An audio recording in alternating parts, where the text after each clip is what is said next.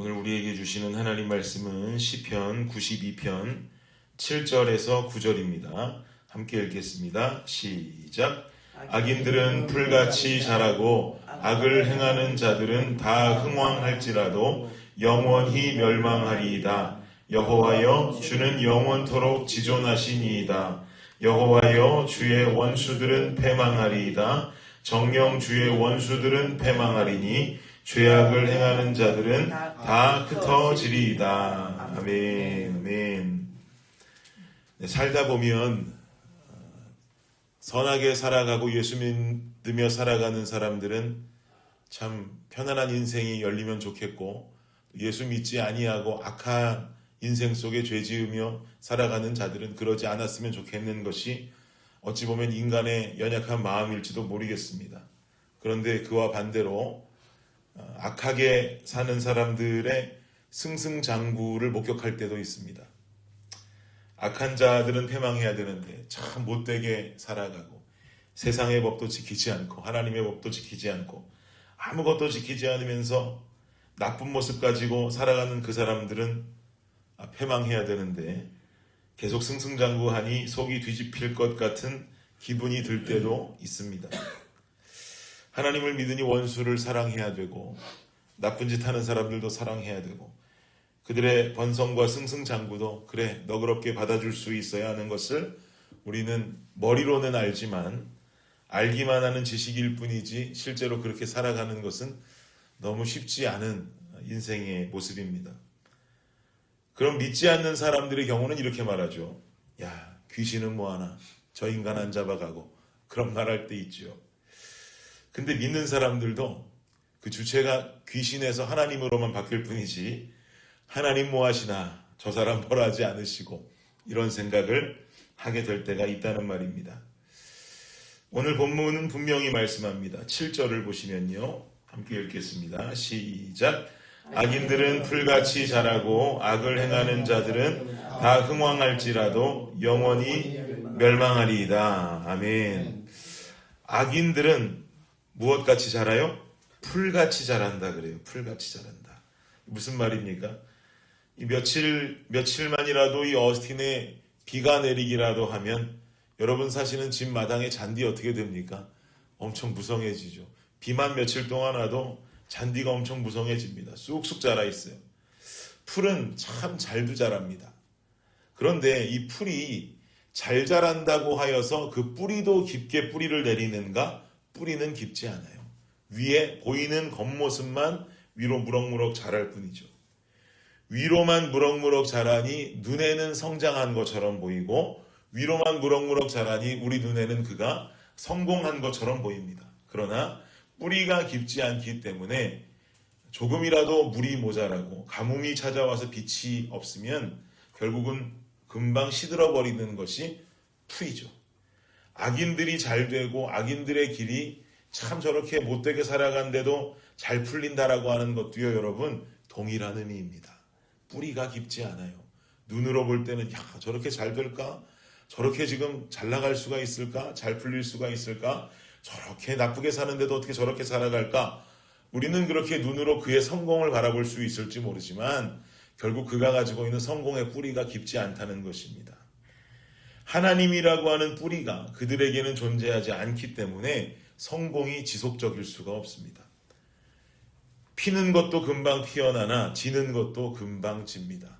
평생을 못되게 사는 사람이 부자로 살다가 잘 풀리고 잘 나가다가도 결국은 그분이 예수를 모르고 죄만 짓고 나쁜 짓만 하며 살다 보면 인생이 핀 것 같지만 결국 주님 앞에 서야 하는데 그 인생이 다 폈다고 말할 수가 없는 것이죠.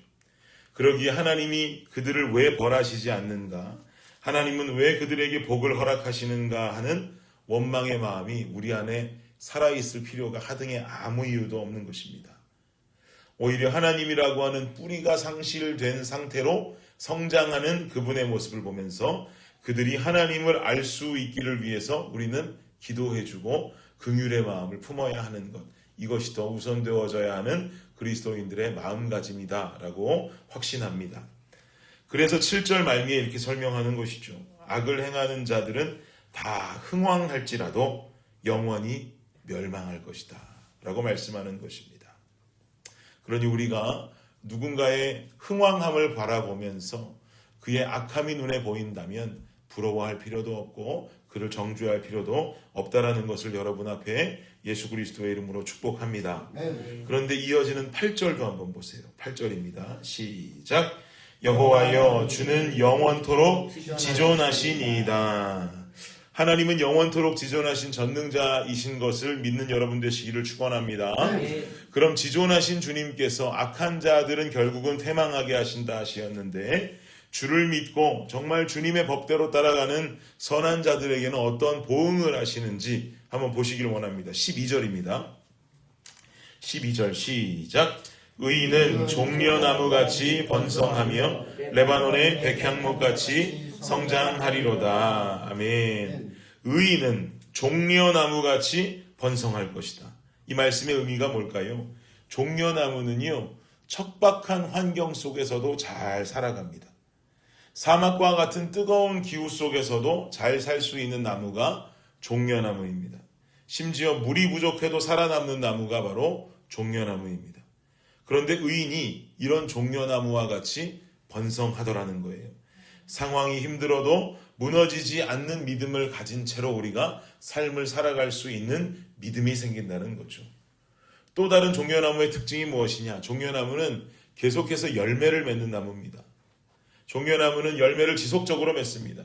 단순히 살아있는 것이 아니라 열매를 맺음으로 유익을 주는 나무, 인간에게 유익을 주는 나무가 바로 종려나무입니다. 크게 이 두 가지 특징을 기억하면 좋겠습니다. 하나님을 믿고 주님의 뜻 안에 말씀 따라 순종하며 살아가는 자들은 우리의 환경이 아무리 척박한 환경을 살아간다 할지라도 잘 자라날 수 있는 종려나무와 같은 인생을 살아갈 줄을 믿습니다. 우리의 신앙도 이와 같이 어떤 환경 속에서도 끝까지 성장할 수 있는 귀한 신앙 되기를 주의 이름으로 축원합니다. 또한 계속해서 열매 맺는 나무인 것처럼 우리의 신앙도 열매 없는 신앙이 아니라 우리의 신앙 속에서도 많은 열매를 보게 되는 신앙이 될 수 있기를 간절히 바랍니다.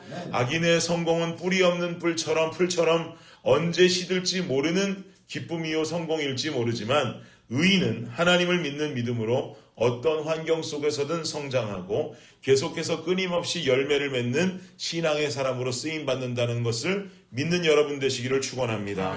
오늘 하루도 들으신 이 말씀을 꼭 기억하시면서 때론 나쁘게 살아가는 사람들 보며 그 인생을 부러워할 것 아니라 그 사람 벌받기만을 악한 마음 가지고 또 관찰하며 기다리는 것이 아니라 긍휼히 여기고 기도해 주시고 어떻게든 주어진 환경 속에서 하나님 안에 믿음이 성장하고 열매 맺는 데에 더 관심을 두고 살아갈 수 있는 주를 믿는 의인의 삶으로 이 하루를 살아가는 저와 여러분 모든 블레싱 성도님들 되시기를 예수 그리스도의 이름으로 축복합니다.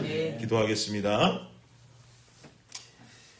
주님 감사합니다. 때론 우리는 인생의 악함을 가지고 살아가는 자들이 잘 될 때마다 그의 인생을 부러워하기도 하고 또 왜 내 인생은 이런지 그의 인생을 바라보며 비교하기도 합니다. 그리고 그에게 언제 패망이 찾아오는지 오히려 우리가 악한 마음 가지고 기다릴 때도 있습니다. 주님 이런 우리의 마음을 용서하여 주옵소서. 우리는 그저 그들을 긍휼한 마음으로 바라보게 하시고 하나님이라고 하는 뿌리가 없이 성공하는 그들의 모습을 보며 기도해 줄 수 있는 우리가 되게 하여 주옵소서. 반대로 우리는 주님 말씀 온전히 오늘도 따라가며 주님께서 인정하는 의인의 모습을 갖추기 위해 몸부림치며 살아가게 되어질 때 우리 삶의 어떠한 환경과 척박한 상황 속에서도 우리는 성장하기를 원하고 그리고 또한 계속하여 열매 맺는 종려나무와 같이 하나님께 쓰임받는 우리의 삶이 되게 하여 주시옵소서. 감사합니다. 이 모든 말씀 예수님의 이름으로 기도드립니다. 아멘.